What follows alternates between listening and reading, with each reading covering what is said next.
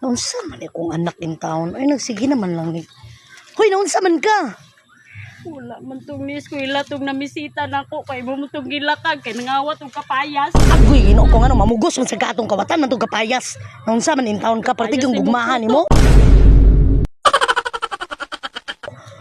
Pangigi pa nimong kapayas nga putot. Ay, alangan mo tubo pa man ha. Lisod po, naunsa naman in town ng... naman dahil siya di ay. Ni undang nag-eskwela. Undang na siguro to.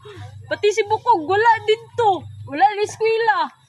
Nabuang naman siguro ni siya. Nabuang na siguro ni pilayo ning animal nga bata. Ha?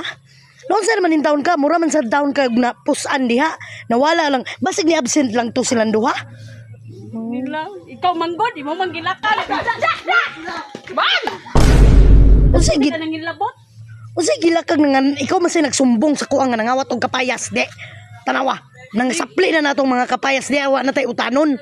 Noon sa man in town kay pahinog para baunta ko na. Lingod man to imong kapayas.